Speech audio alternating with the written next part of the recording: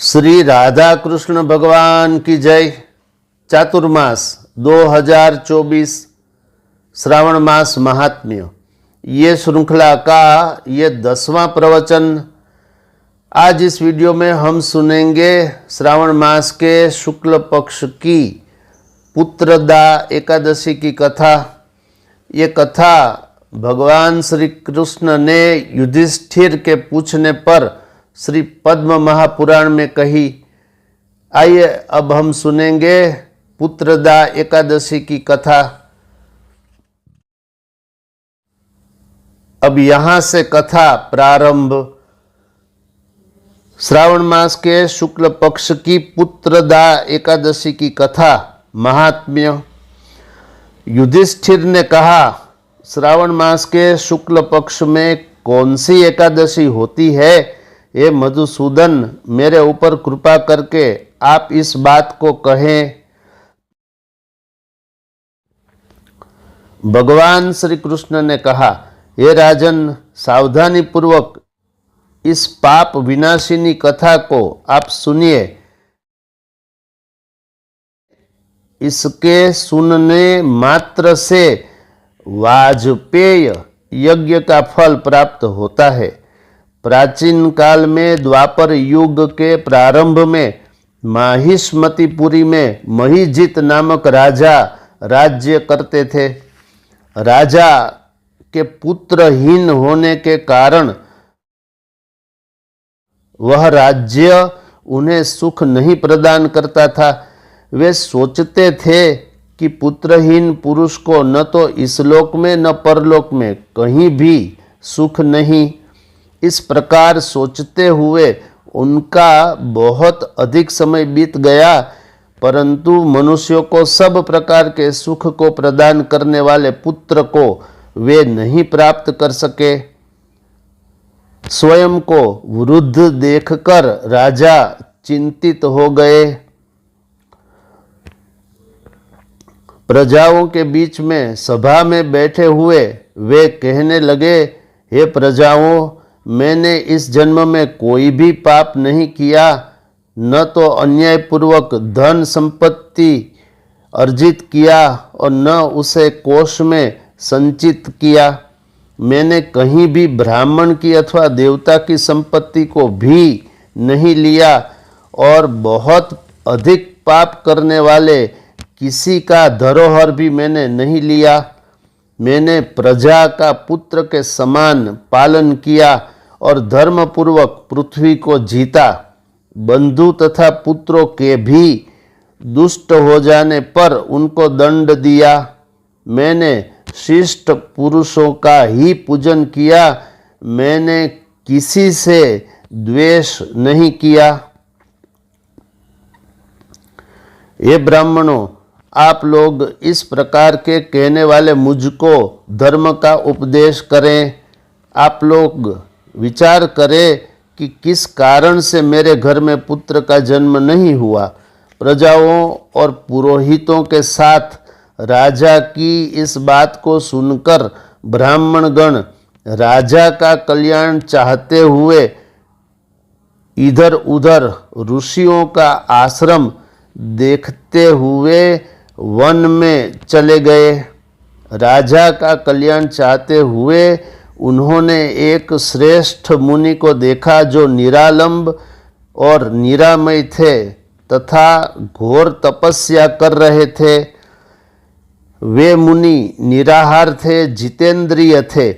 क्रोध को उन्होंने अपने वश में कर लिया। वे सनातन ऋषि थे, धर्म तत्व को जानने वाले तथा सब शास्त्रों में निपुण थे। वे लोमश मुनि थे। वे दीर्घायु महात्मा थे और उनके केश बढ़े थे और वे दूसरे ब्रह्मा जी के समान थे। एक एक कल्प के बीत जाने पर उनका एक एक केश गिर जाता था, इसलिए उनका नाम लोमश था। वे त्रिकालज्ञ मुनि थे।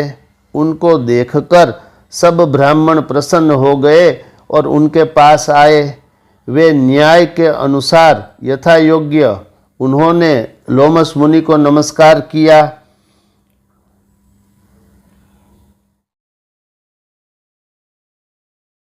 वे सब परस्पर में कहे, हम लोगों के भाग्यवशात से ये मुनि हम लोगों को प्राप्त हुए।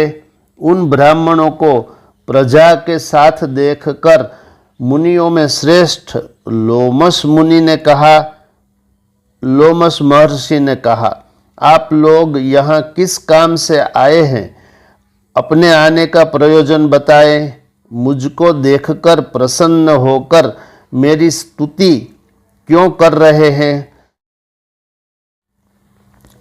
मैं निश्चित रूप से आप लोगों का कल्याण करूंगा। हमारे जैसे लोगों का जन्म तो परोपकार के लिए ही होता है। ब्राह्मणों ने कहा, हम लोग अपने आने का प्रयोजन बतलाते हैं, आप सुनिए। अपने संशय का विनाश करने के लिए हम आपके निकट आए हैं। ब्रह्मा जी को छोड़कर आपसे श्रेष्ठ कोई नहीं है, इसलिए हम लोग कार्यवश आपके निकट आए हैं। ये महीजीत नाम का राजा पुत्रहीन है।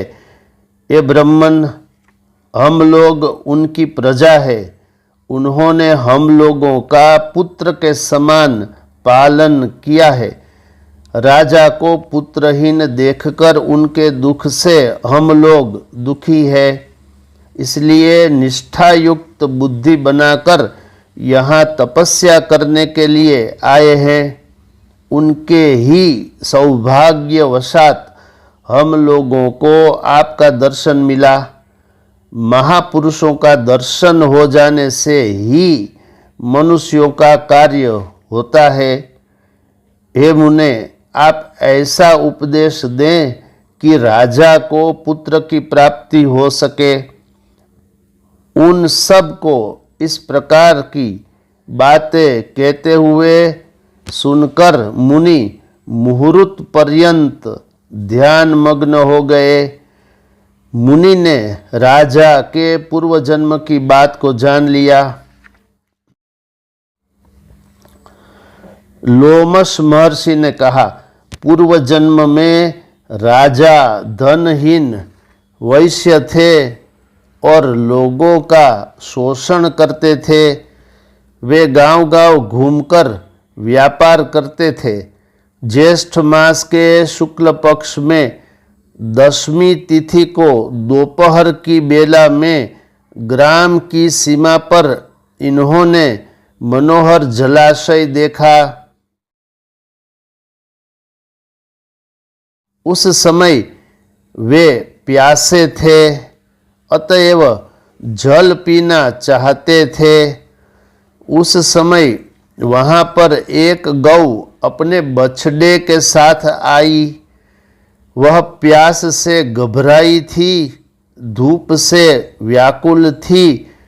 उसी जलाशय से उसने जल पिया। जल पीती हुई उसको हटाकर इन्होंने स्वयं जल पी लिया। उसी पाप के कारण ये राजा पुत्रहीन हुए। किसी जन्म के पुण्य के कारण इन्होंने अकंटक राज्य प्राप्त किया। लोगों ने कहा, हे मुने, पुराणों में बतलाया गया है कि पुण्य से पाप का नाश होता है, अतएव आप उस पुण्य का उपदेश करें जिससे कि पाप का नाश हो जाए, जिससे कि आपकी कृपा से इस राजा को पुत्र की प्राप्ति हो जाए। श्रावण मास के शुक्ल पक्ष में लोक विख्यात पुत्रदा एकादशी आती है। वह वांछित फल अर्थ को प्रदान करती है। आप लोग उसी का व्रत करें। इस बात को सुनकर वे सब नगर में आए और विधि पूर्वक उस व्रत को किए और रात्रि में जागरण भी किए, उससे जो पुण्य हुआ लोगों ने उसको राजा को प्रदान कर दिया।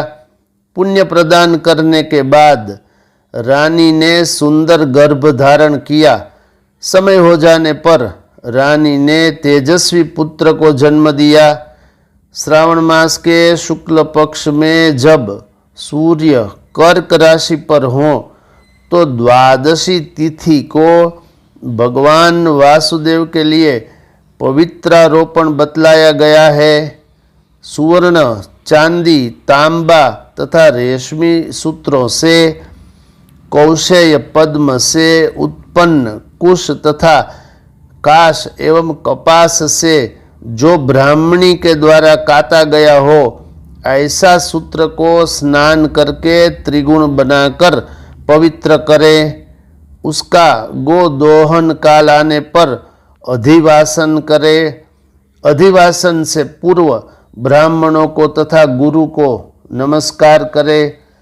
उसके बाद गीत आदि के मंगलमय ध्वनि के द्वारा जागरण करें।